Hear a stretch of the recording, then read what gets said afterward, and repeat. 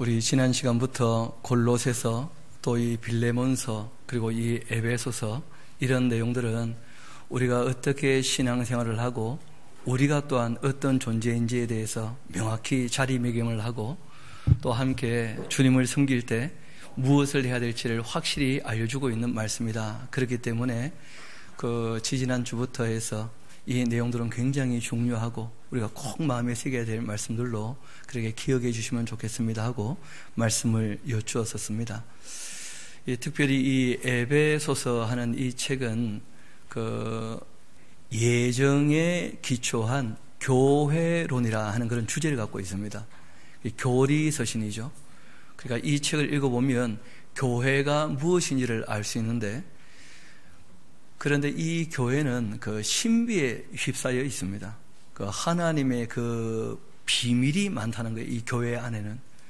그래서 이 책에는 별명이 있습니다. 서신서의 여왕이라 하는 별명이 있어요. 여러분, 요즘에는 그거 잘 없습니다만은 예전에 시골에 살던 사람들은 옷을 입으면 뭐 속옷, 겉옷 정도, 아니면 아예 속옷 없이 겉옷만 입고 뭐 그렇게 지냈습니다만은 그 왕후쯤 되어지면 옷이 10겹이 넘었다 그래요. 그래서 실제로 이제 이 교회라고 하는 것을 들춰보면 그 안에 하나님의 그 비밀, 그 신비가 가득하기 때문에 이 책의 별명 중에 하나가 이 서신서의 여왕이라 하는 그런 별명이 있는 것입니다. 그 비밀들을 우리가 하나하나 알아간다면 참 복되겠고, 그 비밀 중에 제일 먼저 말씀하시고 중요하게 기록한 것이 뭐냐면 신령한 복이라는 거예요. 하늘에 속한 모든 신령한 복이다 하고 이제 이야기를 시작하는 것입니다. 여러분, 이 푸뉴마티코스 율리기아라고 하는 이 신령한 복 하는 것은 이 세상 사람들이 추구하는 복과는 전혀 이 수준과 내용이 다르다는 거예요. 여러분, 세상에서는 아파트 값이 오르면 복 받았다 그러죠. 그 하나님께서 너무 마음이 상하시면 기도한 대로 들어주신다, 그런 뜻이 있습니다. 그 실제로 그 서울의 강남에 사시는 분들이 그 땅값 올려달라고 또 집값 올려달라고 기도하는 바람에 하나님 마음 상하셔서 그 기도를 다 응답해 주신 거예요. 그런 결과 이제 젊은 사람들은 집도 살 수 없는 그런 형편이 되고 말았죠. 왜냐하면 하나님을 믿는다고 하면서 신령한 복을 추구하지 않고 이 땅에 있는 복을 추구했기 때문에 그런 것입니다. 목사로서 성도님들과 대화를 하거나 또는 목회자들과 대화할 때 조금 마음이 상하거나 아픈 것은 꾸준히 신앙생활을 한다고 하면서도 신령한 복에 대한 관심보다는 이 땅의 복에 대한 관심들이 여전히 많다는 거예요. 우리 한번 고린도후서 5장 같이 한번 가봅시다. 우리 이 내용을 조금 정리하고 오는 것이 더 도움이 될 듯 합니다. 고린도후서 5장입니다.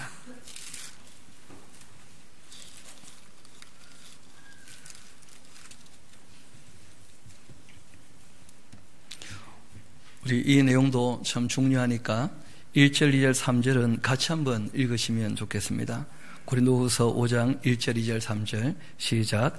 만일 땅에 있는 우리의 장막집이 무너지면 하나님께서 지으신 집 곧 손으로 지은 것이 아니요 하늘에 있는 영원한 집이 우리에게 있는 줄 아느니라.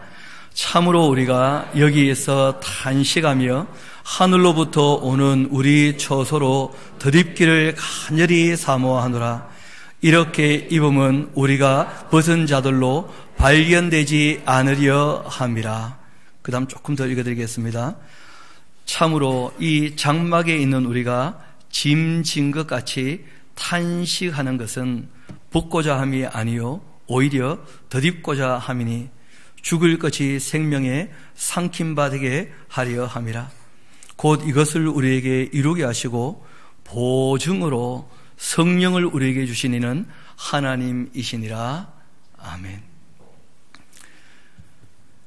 성경이 우리에게 말씀하시는 것은 이 땅에서 우리가 여러 채의 집을 짓고 살아가지만 실제로 이 땅에 짓는 집이 영원한 집이 아니라는 거예요. 그런데 영원한 집이 있는데 그 집은 이 땅에서 우리에게 주어져 있는 이 집을 어떻게 짓느냐에 따라서 지어진다는 거예요. 그것이 바로 이 땅과 하늘이 연결되어져 있는 비밀인 것이죠. 하나님께서 우리에게 지으라고 하셨던, 특별히 이 땅에서 이제 우리가 지어야 될 집들은 꽤 여러 채가 있다는 말씀을 드린 적이 있습니다. 제일 첫 번째가 우리 육체라고 하는 이 몸의 집이죠. 그래서 건강이라는 것이 굉장히 중요하다, 그런 말씀을 드린 적이 있습니다. 그리고 또 우리 이 마음의 집이라는 집이 있죠. 긍휼과 자비와 온유와 겸손과 오래 참음으로 지어야 되는 이 마음의 집이 있다는 것입니다. 그리고 난 다음에 가정이란 집도 누구나 다 짓고 살아가죠. 그래서 대화가 끊어지게 되어지거나 겸손한 자세가 없이 서로 잘난 척하게 되어지면 그 가정이란 집은 쉽게 지어지지 않게 되어진다. 그래서 서로 좀 자기를 낮추어야 가정이란 집이 잘 지어지게 될 것이다 하는 것도 우리가 다루었습니다. 그리고 또 우리가 지어야 될 집이 사회라고 하는 집이에요. 사회. 여러분, 사회라고 하는 집은 축구로 건축되지 않습니다. 그런데 우리 사회는 뭐 축구에 완전히 올인하는 것처럼 보이죠. 뭐 어제 전부 관심이 손흥민이가 군대 갈 것이냐 안 갈 것이냐 뭐 이런 데 관심이 많아요. 그게 우리의 인생과 영생에 무슨 관계가 있습니까 대체? 손흥민이가 축구를 잘하고 공을 잘 차서 돈을 많이 버는 것이 대체 우리의 신앙에 무슨 의미가 있냐는 거예요. 그게 한번 웃고 끝나는 거예요. 그리고 웃겨주는 것은 참 고맙고 즐겁게 해주는 것은 고마운데 그것이 얼마나 가겠냐는 거예요. 좀 쉽게 그렇게 즐기고 기뻐하지만 조금만 돌이켜 생각해 보면 오히려 상대적인 박탈감이 크지 않습니까? 돈으로 인생을 평가한다면 우리는 너무 비참해지지 않겠습니까? 어떤 사람은 공 조금 잘 차서 1년에 111억을 번다는데 그럼 우리 인생은 뭐라는 거예요 대체? 그런 것을 복이라고 생각을 하니까 신앙생활 하는 데 있어서 바르게 정립이 안 되고 자세가 갖춰지지 않는다는 것입니다. 사회라고 하는 집을 짓는 것은 굉장히 중요합니다. 오늘 우리가 함께 교독했던 그 말씀의 내용들이 바로 사회라는 집을 짓는 방법들이죠. 주님께서 오른편에 있는 자들에게 사회에 있는 약자들을 돌본 것, 이게 곧 누구에게 한 것이라고요? 나에게 한 것이다. 나를 믿는다고 하는데 종교성은 대단한데 구체적으로 너희 주변에 있는 어려운 사람을 돌보지 않고 사랑하지 않았다면 그런 신앙은 다 가짜라는 거예요. 그런 자들은 영벌해. 아무리 종교생활을 열심히 한다 할지라도 그렇지 않다면 영생에, 그렇게 말씀하신 것이죠. 또 우리가 지어야 될 집 중에 하나가 국가라는 집이 국가라는 집. 그런데 이 모든 집의 그 핵심 중에 하나가 뭐냐면 교회라는 집이라는 교회. 이 땅에서 우리가 다 벽돌처럼 하나하나 쌓여서 이 주님의 몸된 교회를 짓고 있다는 것입니다. 그렇게 집을 잘 짓는 사람들만이 하늘에 주님께서 정말 준비해 주시는 집이 있다는 거예요. 주님께서 그 집을 어떻게 준비하시느냐? 이 땅에서 집 짓는 거 보면서 지어주시겠다는 거예요. 예수님 말씀은 각 사람이 이 땅에서 행한 대로 내가 어떻게 하겠다고요? 갚아주겠다고. 이 땅에 있는 모든 장막집은 결국 다 무너지게 될 것입니다. 그런데 우리가 이 무너질 것이기 때문에 무시하느냐? 그럴 수 없다는 거예요. 이 집을 우리가 무시하고 사는 것이 아니라 이 집을 잘 지어야 영원한 집이 거기에 어떻게 되어지는 겁니까? 덧입게 되기를 소망한다. 그렇게 얘기를 하는 거예요. 여러분, 그래서 우리가 짓는 모든 집의 중심되는 집은 주님의 몸된 교회인 줄로 믿습니다. 우리가 이 교회가 바르게 지어지지 아니하면 가정도 또 개인의 삶도 또 사회도 국가도 다 바르게 지어질 수가 없다는 거예요. 심지어는 우리의 영원한 집도 바르게 지어질 수가 없는 것이죠. 그래서 오늘 이 에베소 1장 내용들은 굉장히 우리에게 중요한 내용들이고 또 말씀드린 대로 마치 황후의 옷이 여러 겹이 있어서 한꺼풀 들추어 봐야 그 다음이 보이는 것처럼 참 겹겹이 쌓여있는 이 신비가 있어서 어떻게 보면 조금 어려운 부분들도 없지 않아 있습니다. 그래서 이것이 잘 정리가 되어서 정말 우리의 신앙에 대하여 물어보는 사람들에게 누구나 다 교회에 대한 이 신비를 설명할 수 있는 저와 여러분의 얘기를 소망합니다. 왜냐하면 저와 여러분이 다 주님의 몸된 교회이기 때문에 그래요. 각 사람이 다 교회라는 거예요. 그래서 오늘 에베소 우리 1장 1절에 있는 말씀부터 차근차근 정리해 가도록 하시겠습니다.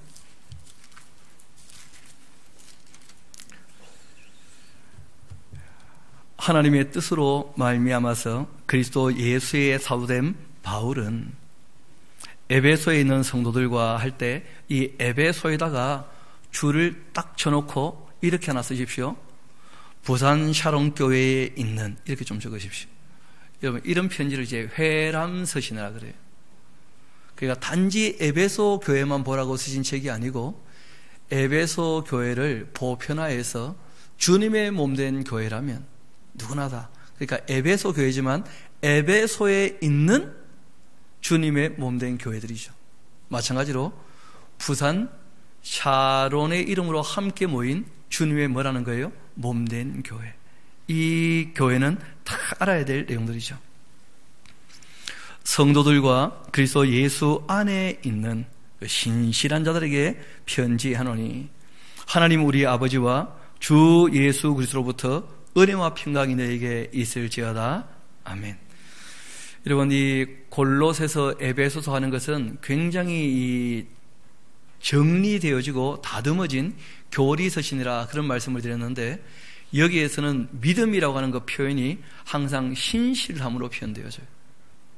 그러니까 하나님 보기에도 정말 믿을 만하게 성실한, 또 세상 사람들이 보기에도 신뢰할 만큼 성실한, 이게 믿는 사람의 가장 기본적인 삶의 자세가 되는 것입니다. 주 예수 그리스도로부터 은혜와 그 평강이 너희에게 있을지어다. 이 은혜라 하는 말은 이방인들을 향한 보통 인사말이죠, 그렇죠? 그 주님의 그 크신 은혜.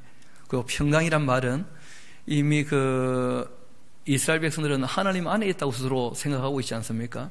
그래서 주님의 은혜를 경험했다면 하나님과 화목하며 사람과 평안을 누리는, 그래서 은혜와 평강 하는 말을 항상 인사말로 바울은 하고 있습니다. 그 다음이 참 놀라운 표현인데요. 찬송하리로다. 그렇게 이제 시작을 합니다. 이분이 지금 한 5년 가까이 갇혀 있지 않습니까? 여러분, 5년 동안 아무 일을 하지 못하고 그 가택연금되어 있기도 하고, 또 그 앞전 2년 동안에는 그 아마 옥에 갇혀 있는 것처럼 그렇게 보이기도 하는데요. 가이사랴에서는 그렇게 갇혀 있었었는데 아무것도 자유롭게 일을 하지 못하고 나가서 사역을 감당하지 못한 것처럼 보이는데, 이분은 불평하지 않고 뭐 한다고 고백합니까? 찬송하리로다, 이렇게 고백을 해요. 왜냐하면 4년 동안 갇혀 있게 되어지면서 이분이 계시를 통하여 예수님에 대하여, 또 주님의 몸된 교회에 대하여 깨닫게 되었다는 거예요. 그러므로 하나님을 더욱더 알게 되었다는 거예요. 하나님을 더욱더 알게 되어지니까 하나님에 대하여 뭐가 터쳐나오느냐면 찬양이 터쳐나온다는 거예요. 찬양의 가장 기본적인 본질은 우리의 좋고 싫음에 대한 문제가 아니에요. 하나님에 대하여 바르게 알게 되어지면 찬양이 터쳐나오게 되죠. 여러분, 정말 하나님을 우리가 바르게 알고 하나님께 찬양한다면 교회에 뭐 드럼이 있어도 아무 문제가 없어요. 오르간이 들어와도. 왜냐하면 큰 북을 치고 작은 북을 치며 하나님에 대하여 바르게 알고 찬양하는 것이야 누가 말리겠습니까? 근데 우리조차고 그것이 교회 안에 들어온다면 그건 아무 의미가 없는 것이죠.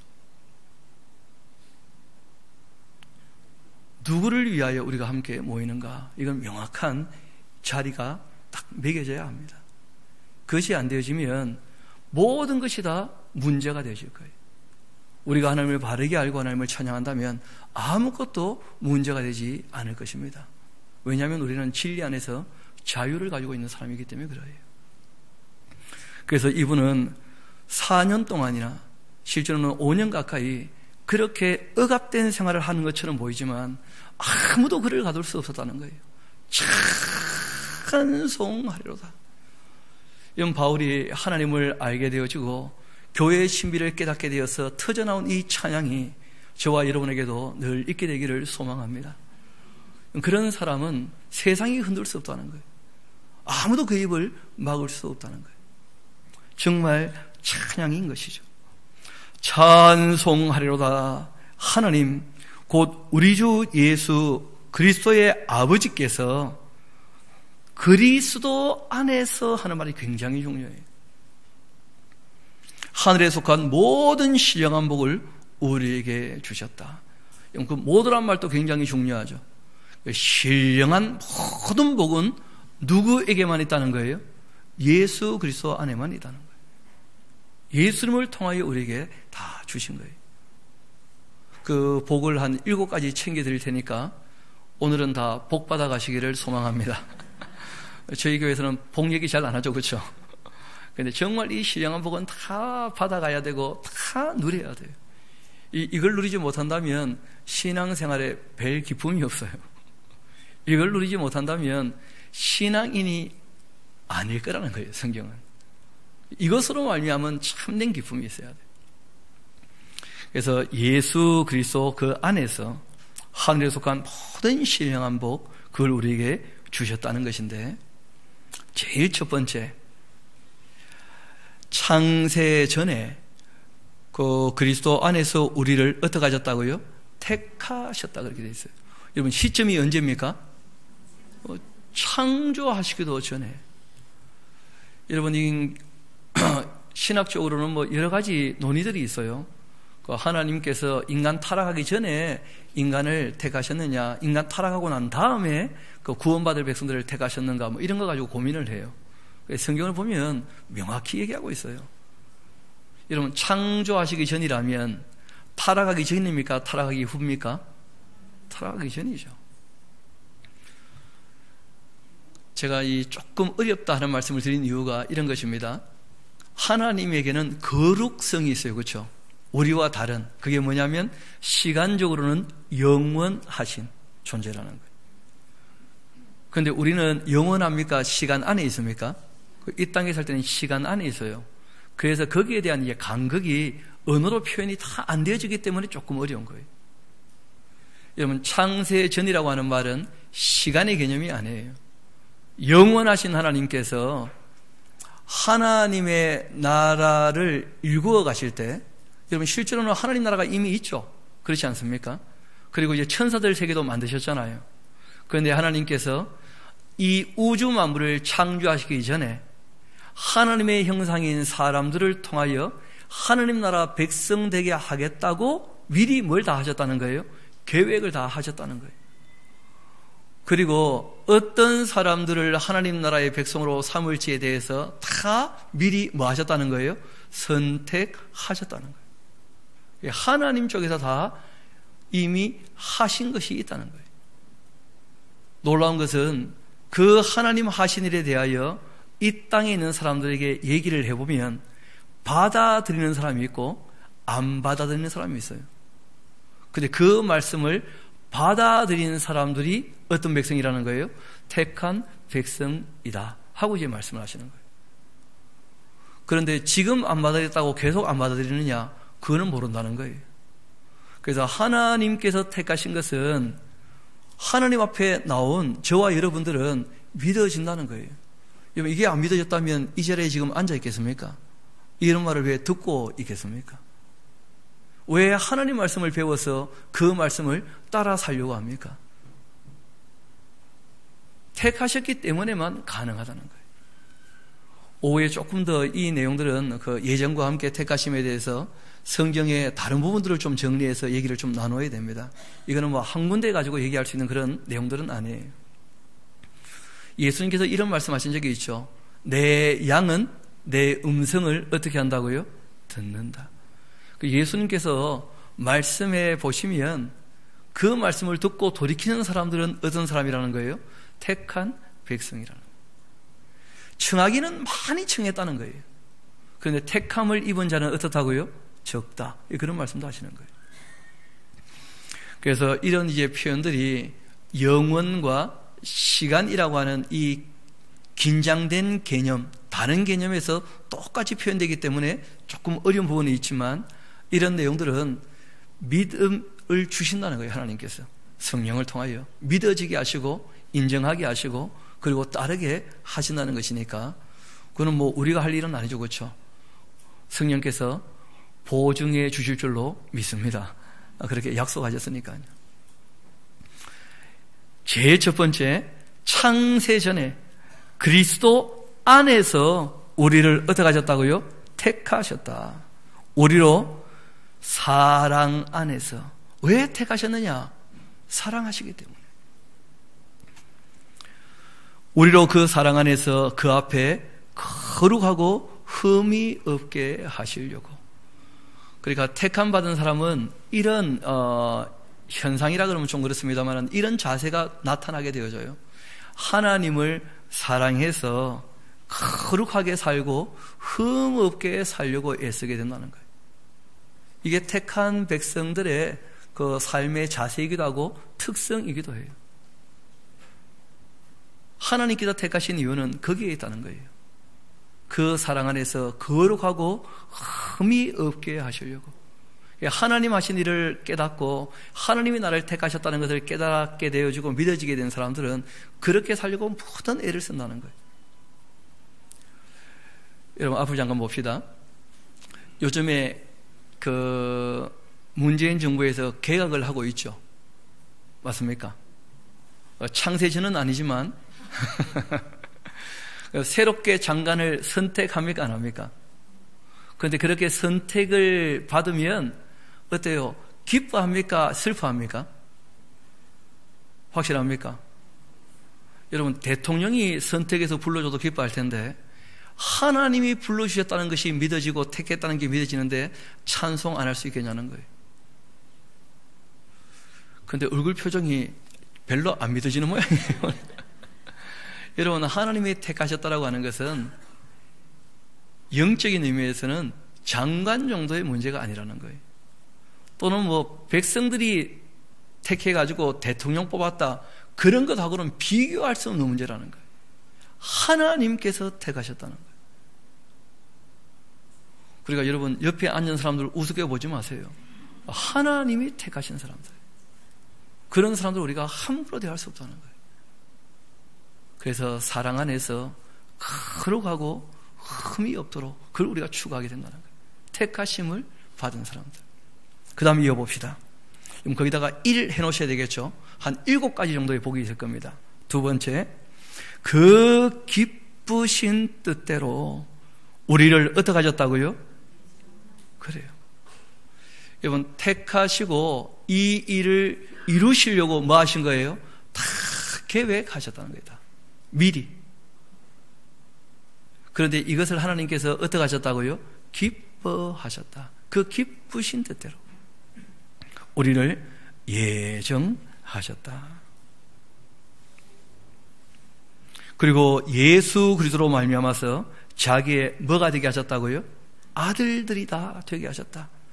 이거 하나 적어놓으세요. 딸들은 없다. 맞아요? 이게 무슨 말이냐면 이 땅에서는 남자 여자가 있지만 그 천사는 시집가고 장가는 거 없죠. 그러니까 하나님 앞에서는 남자 여자 이런 거 이제 없어요. 우리가 부활에 참여하게 되어지면 말 그대로 존재 자체가 되는 거예요. 그런데 이제 아담이라는 존재에게서 여자가 나오니까 이제 여자와 남자 이렇게 상대적으로 표현된 것 뿐이고 실제로는 남성 명사가 곧 뭐로 쓰입니까? 존재 명사로. 그러니까 그렇게 존재 명사로 표현한 거예요. 아들들 하는 말은. 여러분 우리가 하나님을 어머니라 그럽니까? 아버지라 고백합니까? 왜 그렇게 고백을 하죠? 그게 존재 명사이기 때문이에요. 남성 명사가. 하나님 남자가 있고 여자가 있다 그런 의미가 아니에요. 여러분 예수를 표현할 때 하나님의 딸이라 그럽니까? 하나님의 아들이라 그럽니까? 그 독생자 아들이에요. 그게 전부 다 무슨 명사이기 때문이에요? 존재 명사이기 때문에. 그 존재적 표현은 다 남성으로 썼다는 거예요. 이거는 뭐 역사적인 그 맥락이 있었기 때문에 이거는 뒤집어질 수도 없고 바뀔 수도 없어요. 하나님을 여성으로 표현한다면 하나님은 이미 상대적이 되고 말고 유일신이 아니고 마는 거예요. 그래서 하나님께 있는 그 사랑이 남자에게도 여자에게도 다 있는 거예요. 모성에도 부성에도 다 누구의 사랑을 닮아 있는 거예요? 하나님의 사랑. 이걸 거꾸로 보면 안 돼요. 하나님도 뭐 여자처럼 모성애가 있다 그런 식으로 하면 안 됩니다. 하나님의 사랑을 어머니에게 그렇게 담아두신 거예요. 좀 사랑하라고 그렇게 하신 것이죠. 하나님이 그 사랑을 아버지께도 담아주신 거예요. 그렇게 좀 사랑하라고. 모든 사랑의 본질은 어디에 있는 것입니까? 하나님께. 그 하나님께서 예수 그리스도로 말미암아 우리를 자기의 뭐가 되게 하셨다고요? 아들들 되게 하셨다고. 이렇게 하신 이유가 있습니다. 그가 그 사랑하시는 자 안에서, 성부께서 그 성자 안에서 우리에게 거저 주셨던 그 은혜의 영광을 어떻게 해요? 찬송케 하려고. 여러분, 선물이라고 하는 것은 돈을 주고 사는 겁니까? 선물은 거저 베풀어 주시는 것입니까? 왜 거저 주시죠? 좀 찬송케 하려고. 그 참 얼마 전에 그 아이들이 꼭 먹고 싶은 게 뭐냐 그랬더니 회를 꼭 먹고 싶다는 거예요. 아니, 우리 살림에 내 평생에 내 돈 주고 회를 먹어본 적이 처음이었어요. 이번에 얼마나 아깝든지. 그런데 애들이 원하고 바랄 때 선물이잖아요, 그렇죠? 왜 그것을 들어주죠? 그거 먹고 너무 좋아하는 걸 나도 보고 싶은 거예요. 먹고 싶다니까. 속으로는 지네들이 회 맛을 아나. 고추장 맛이나 알겠지 뭐 그러겠죠. 아이고 참, 생각하면 생각할수록 딴 생각 드는 게 아니에요.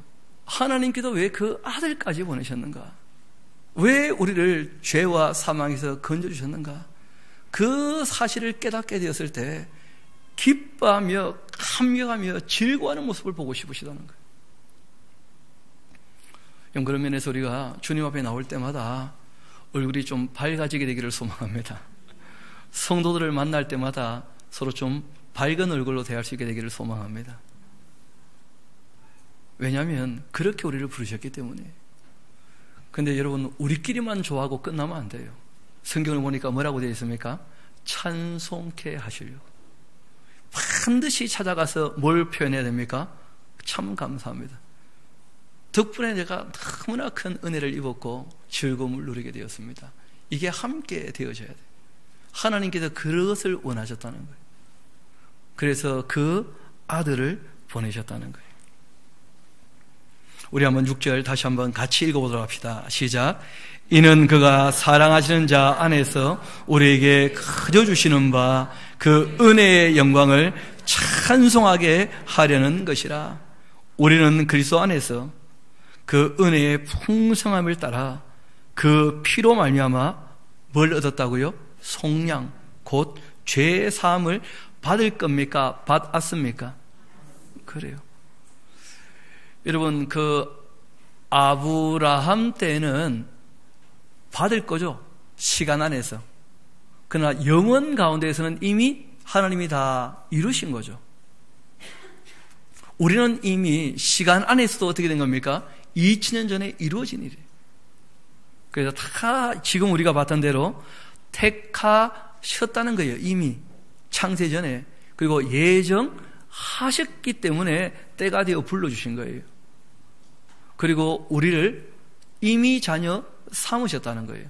여러분, 자녀들이기 때문에 죄값을 대신 치루어 주신 거예요. 교회가 종종 이걸 오해하시는 것 같아요. 죄사함 받았기 때문에 자녀 되었다, 이런 식으로 얘기를 하더라고요. 보니까 전혀 그렇게 되어 있지 않습니다. 성경을 보면 택하시고 예정하셔서 자녀들이기 때문에 자녀들의 죄값을 누가 치러주신 거예요? 아버지께서. 독생자를 통하여. 자녀이기 때문에. 자녀도 아닌데 아무 상관도 없는데 왜 그런 일을 하겠어요? 지나가던 꼬마가 나한테 아저씨 회 사주세요. 그럼 뭐라 그러겠습니까? 제가 내가 회 좀 쳐줄까? 너 좀 쳐 맞으래. 그러지 않겠어요? 아무 관계도 없는데, 아무 상관도 없는데 왜 그러겠어요? 아들이기 때문에 죄를 사해 주셨다는 거예요. 아들이기 때문에. 그런데 그때 대가를 지불하셨다는 거예요.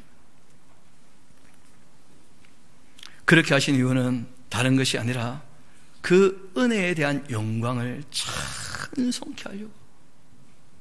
너무 고마워하며 하나님께 영광 돌리기를 원하셨기 때문에 그 일을 이루어 주신 것이죠. 8절 봅시다. 이는 그가 모든 지혜와 총명을 우리에게 어떻게 하셨다고요? 넘치게 하셨다는 거예요. 여러분, 그 칼빈이라는 분이 이런 얘기 한 적이 있습니다. 사람이 가질 수 있는 가장 고상한 지혜가 무엇인가? 그것은 다름이 아니라 하나님을 아는 지식을 가지는 것이다. 이런 모든 피조물들은 하나님에 대하여 알 수 없다는 거예요. 인간들도 누구나 다 하나님을 알 수 있는 것은 아니라는 거예요. 누구만 알 수 있습니까? 택함 받은 백성들만 하나님에 대하여 인식할 수 있게 되어지고 하나님에 대하여 알아가게 되어지고 그 하나님에 대하여 성령께서 증언하신 대로 우리가 하신 일과 하실 일을 다 믿게 되어지는 것이죠. 그 지혜와 총명, 이 총명이라고 하는 표현은 그 원어적인 의미에서는 이해력이라는 뜻이에요. 이해력. 이러면 하나님 하신 사건들은 쭉 성경에 다 기록되어 있죠. 이것이 충분히 나를 향하신 사랑이었다 하고 믿어지고 이해되어져야 돼요. 오해가 되는 게 아니고 그것을 다 우리에게 넘치게 해 주셨다는 거예요. 모르겠습니다만은 여러분 어쩌다가 이 샤론교회 가지고 오셨습니까? 그리고 샤론교회 와서 성경을 차근차근 우리가 정리해 가면서 그래 하나님 말씀을 이렇게 배워야 되겠다, 또 이 다 배운 말씀을 좀 전해야 되겠다, 그런 마음들이 좀 들지는 않습니까? 이번에 교제하던 분들이 있어서 좀 얘기를 나누게 되었는데 그분들이 그런 얘기 하는 거예요. 자기 교회는 이제 가정교회라 그래가지고 그 교회 구역을 다 나누어서 한 두세 가정이 불신자 한 가정과 이 관계를 좀 맺으면서 섬기게 하는 거예요. 쉽게 말하면. 섬기는 것은 뭐 단순한 거죠. 좋은 걸 많이 먹이는 거예요, 그냥. 집에 초대해서. 그 집에 초대해서 좋은 걸 먹이고 함께 어우러져서 이런저런 얘기를 이제 나누다 보면, 그러면 이제 세 가정은 믿는 가정이고 한 가정은 잘 안 믿는 가정이잖아요. 그럼 이제 그 가정이 이제 들어와서 그런 분위기를 보면 사람이 근원적인 질문을 다 갖고 있다는 거예요. 신앙에 대해서. 그러면 그 신앙에 대한 이 질문이 있거나 할 때 그때 이제 목사님을 신방으로 초대하는 거예요. 신방해 주세요. 그래서 이제 그분이 갖고 있는 그 질문에 대해서 목사님과 함께 얘기를 좀 나눌 수 있도록. 그러니까 문제는 잘 먹이고 잘 놀아줘서 완전히 구워 삶아가지고 그래서 한번 들어볼 수는 있게, 들어보고 난 다음에 받아들이고 안 받아들이고는 본인 몫이기도 하고요, 택한 백성은 받아들이는 거예요. 그런데 들을 기회조차 없다면 그건 참 불행하지 않겠어요? 문제는 이제 그분들이 그렇게 10년 넘게 충실하게 교회 봉사했다는 거예요. 그런데 문제는 그렇게 구워 삶아서 앉혀놓거나 목사님을 만나게 하는데 목사님이 성경을 전혀 가르치지 않는다는 거예요. 그게 이제 너무 괴로워하고 있다가 이건 아닌데 이건 아니다는 마음이 너무 들었다는 거예요. 왜냐하면 그렇게 정성을 들이고 사랑을 베풀어 가지고 그 자리까지 왔는데 실제로 진리가 전달이 안 되니까. 그러다가 이제 그 한 가정의 부인이 먼저 그 에스라 성경 강좌를 다녀오고, 그리고는 이제 자기 남편을 구워 삶다가 안 돼가지고 대판 싸우고 막 이래가지고 결국 이제 그 남편도 좀 착한 사람 같은데 제가 보니까 그 부인하고 이제 이혼 안 하려고 강좌를 이제 듣게 되신 거예요. 그러다가 다 한 마음이 되어서, 그래서 이제 이렇게 해야 되겠다. 우리가 함께 모여서 정말 사랑을 베풀고 그리고 귀가 열린 사람이 있게 된다면 진리를 다 가르칠 수 있는 그런 일들을 좀 우리가 해야 되겠다. 그런 얘기들을 쭉 듣고 그거 참 감사하다, 바른 길로 가고 있다, 그런 생각들이 들더라고요. 그러니까 바라기는 우리 목장들도 많이 자라고 성숙하고 발전해서 많이 구워 삶는 일이 있게 되기를 소망합니다. 그렇게 해야 되지 않겠어요? 우리가 일을 좀 해야 될 거 아닙니까? 뭐라도. 실제로 하나님 앞에서 사랑을 나눈다는 것은 굉장히 중요한 거예요. 그런데 그 사랑과 함께 은혜와 함께 진리가 같이 가지 않는다면 그럼 어차피 균형을 잃어버리고 마는 것이죠. 다시 한번 우리 본문으로 돌아오도록 합시다. 이는 그가 모든 지혜와 총명을 우리에게 넘치게 하사 그 뜻에 무엇을요? 비밀을 우리에게 알려주셨다. 그러니까 하나님께서 우리를 사랑하셔서 어떤 일을 하셨느냐 하는 것이 지금 여기 얘기하는 비밀의 내용이에요. 하나님이 세상을 이처럼 사랑하사 누구를 보내셨다고요? 예수님을. 그러니까 예수님 안에 감춰져 있는 그 비밀이 바로 우리가 성탄절마다 같이 나누는 예수님이 이 땅에 오신 이유와 목적이죠. 예수님께서 그 비밀을 가지고 이 땅에 오신 거예요.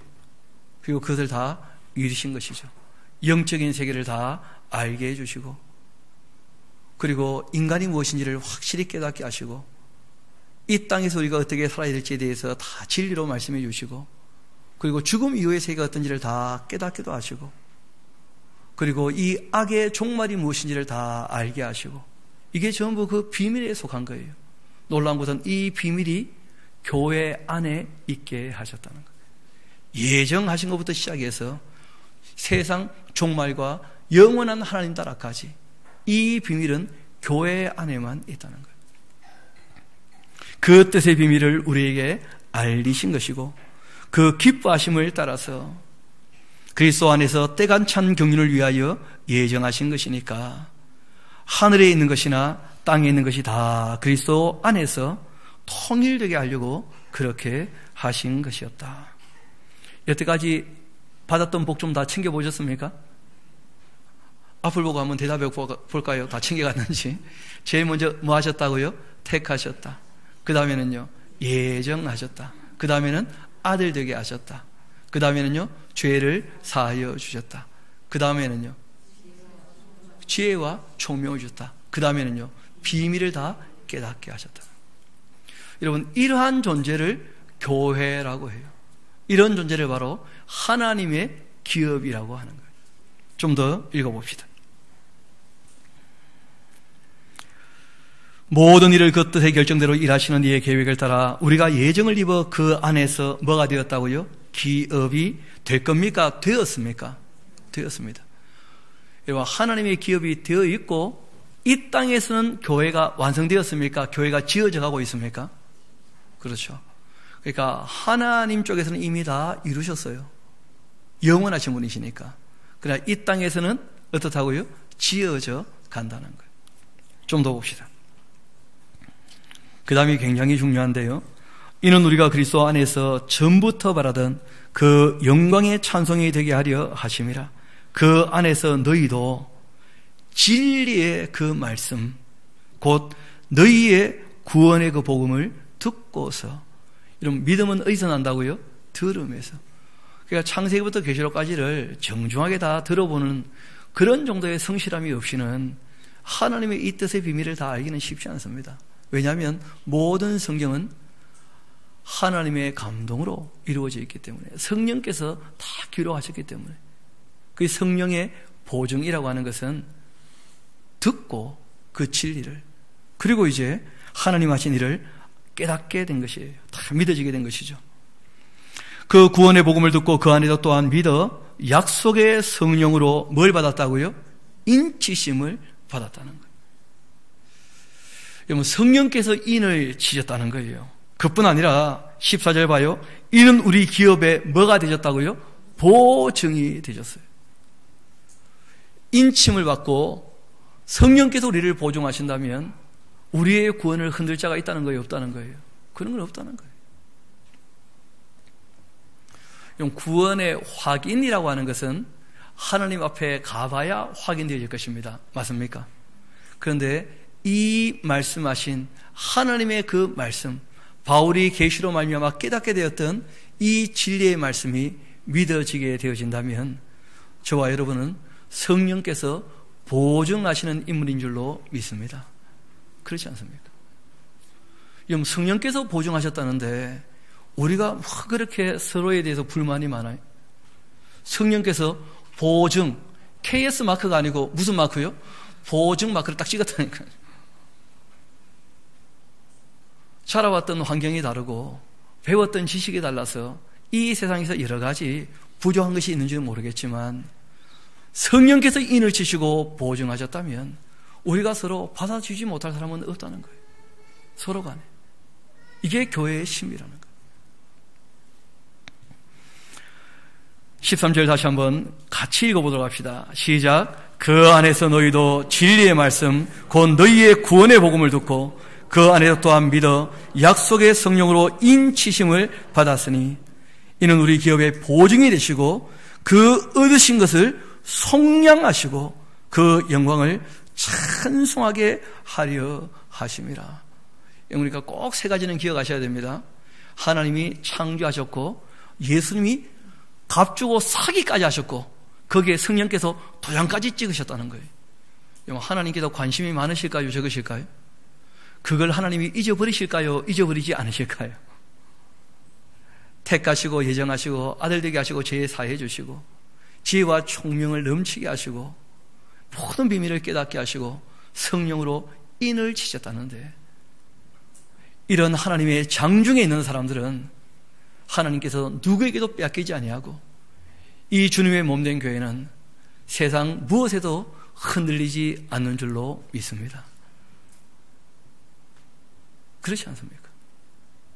이 사실을 바울이 깨달았기 때문에 그 은혜 안에 있는 자신을 봤을 때, 그 진리를 듣고 믿어진 자신을 봤을 때 하나님을 찬양할 수밖에 없었다는 거예요. 정말 주님 하신 일을 바르게 깨닫고 터져나오는 찬양이 저와 여러분의 입에서 끊이지 않게 되기를 소망합니다. 그러한 신앙생활이 영위되어져야 하겠죠.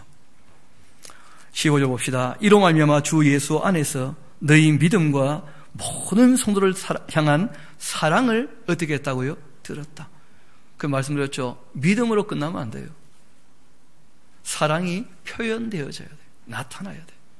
좀 전에 말씀드렸던 그 가정들처럼 사랑이 표현되어져야 된다. 그래야지 일이 이루어지는 것이죠. 내가 기도할 때에 기억하며 너희로 말미암아 감사하기를 그치지 않고 우리 주 예수 그리스도의 그 하나님 영광의 아버지께서 지혜와 그 계시의 영을 너에게 주셔서, 그 다음 줄쳐놓으세요. 하나님을 어떻게 해요? 알게 하셨다는 거예요.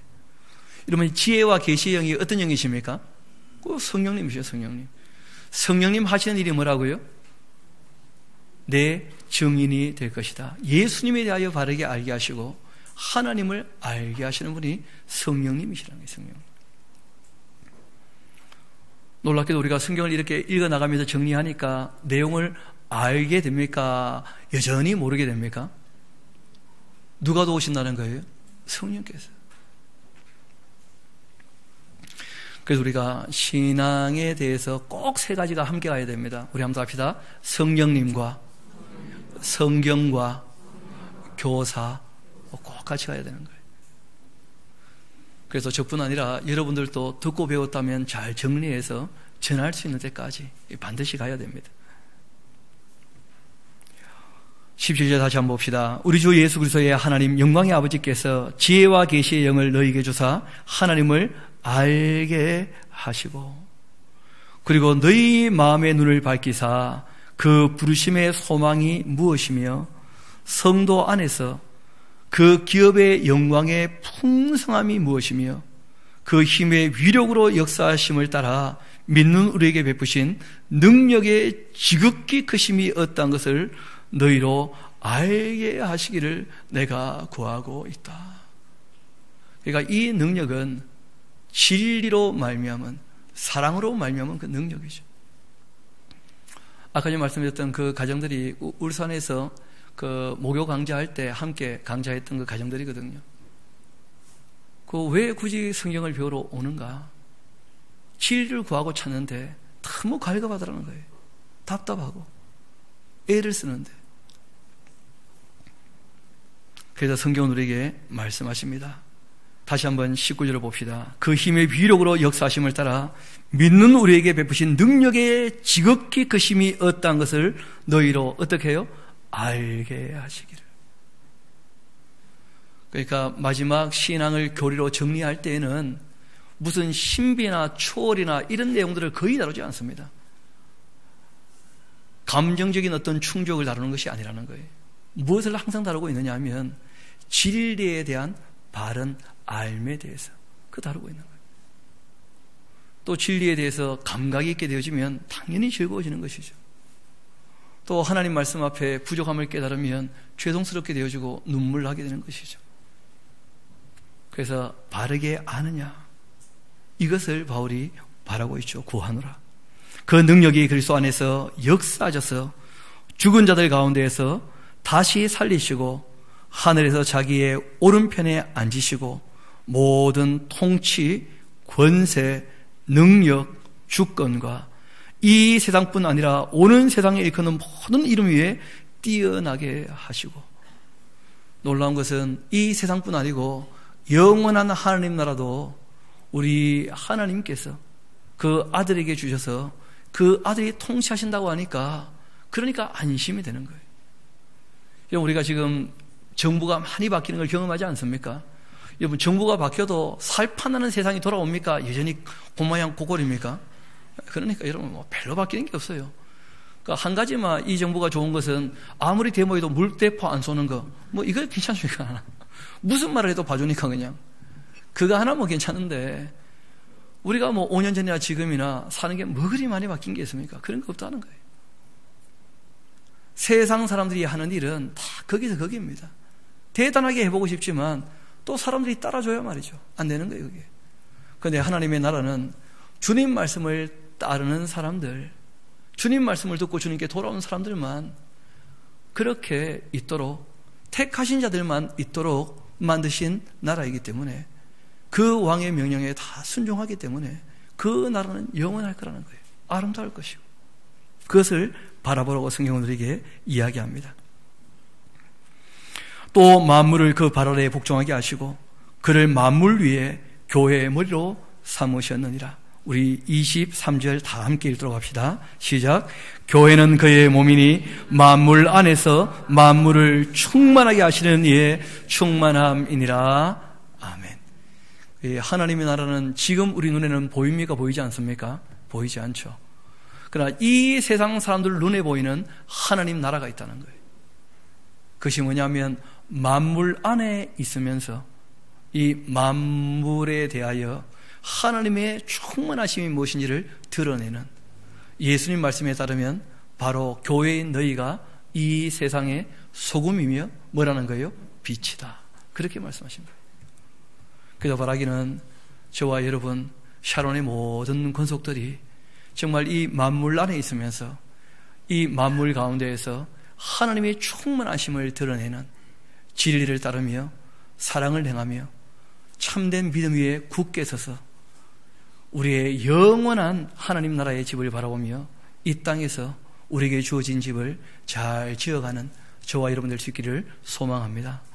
그러기 위하여 주신 이 신령한 복을 꼭 품에 안고 이 복을 잊어버리지 않도록 늘 간직할 수 있게 되기를 주님 이름으로 부탁을 드립니다. 우리 함께 기도하도록 하시겠습니다. 아버지 하나님, 참 감사합니다. 하나님의 사람 바울을 주님께서 열심히 일하고 난 다음에 또 많이 공부하게 하고 난 다음에 4년 넘게 가둬두시며 그 속 깊이 주님의 이 진리를 깨닫기도 하시고 계시를 통하여 알게 하신 것을 저희들 너무 평안하게 읽고 듣고 배워 알게 하시니 감사드립니다. 우리에게 이 지혜와 총명을 주님께서 넘치게 하셨사오니 성령께서 보증하신 대로 우리가 주님의 뜻을 따를 때에 정말 하나님 사랑하는 마음으로 거룩함에 있어서 흠이나 티가 없이 주님을 닮아가는 것을 우리의 삶의 가장 큰 목표로 삼고 그렇게 주님 나라에 이를 때까지 끊임없이 행함에 있어서도 완전할 수 있게, 성품도 하나님 닮아갈 수 있게 그렇게 가기를 소망하오니 주님 끝까지 저희들을 인도하여 주옵소서. 주님께 감사드리며 이 모든 말씀 저희를 사랑하시는 우리 구주 예수님 이름으로 기도합니다. 아멘. 우리 다 함께 일어나셔서 찬송가 208장 우리 같이 부르도록 하시겠습니다.